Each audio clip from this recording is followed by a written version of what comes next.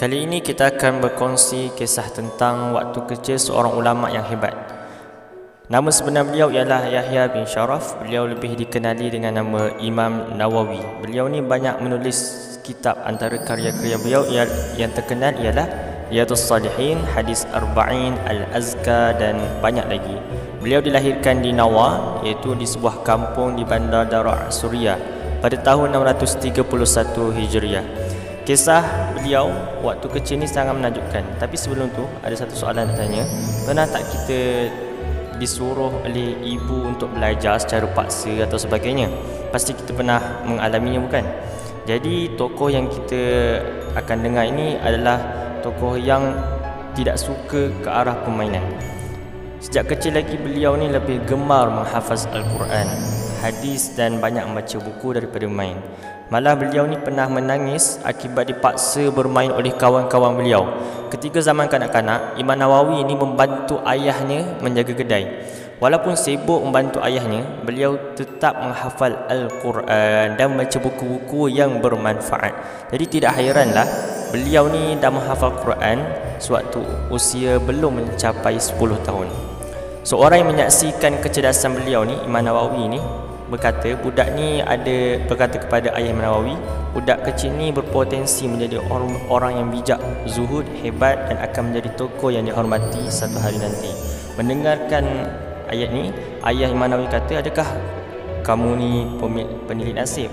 Kata orang ni, bukan, aku bukan penilik nasib, tapi aku melihat budak ni ada bakat. Jadi mendengarkan kata-kata kawannya, ayah Imam Nawawi ni lebih semangat untuk mendorong anaknya supaya menimba lebih banyak ilmu. Imam Nawawi bukan sahaja menghafaz Al-Quran dan hadis, malah beliau ni juga turut menghafal buku-buku yang ditulis oleh para ulama. Antara buku-buku tulisan Imam Syafi'i, antaranya ialah buku-buku tulisan Imam Syafi'i. Sekiranya beliau berjalan, mulut beliau ni sentiasa terkumat kamit menghafal ilmu yang dipelajarinya. Walaupun sibuk, beliau tetap luangkan masa untuk membaca, menghafal dan menulis. Dalam usia belasan tahun, Imam Nawawi ini mengembara ke Damaskus bagi menimba ilmu. Ilmu yang ada di kota Nawa tidak cukup untuk beliau. Di Damaskus ni beliau banyak menghabiskan masa dengan belajar. Dalam sehari, beliau menghadiri 12 majlis ilmu. Walaupun begitu, beliau tidak bermegah-megah dengan ilmu yang beliau ada. Beliau tawaduk dan tidak merendah pada orang lain. Dan apabila beliau dewasa, beliau diangkat menjadi ulama yang terkenal pada zaman beliau.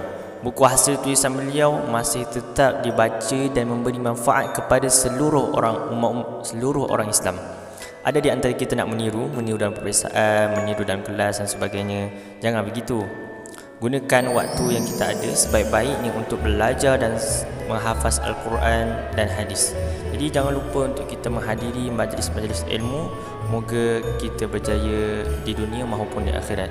Jadi mari kita hayati pesanan Imam Nawawi, al-ilmu harbun lil fata al-muta'ali. Ilmu itu halangan untuk orang-orang yang sombong. Kasaili harbun lil makanil 'ali. Sebagaimana aliran air yang halangnya naik ke tempat tinggi.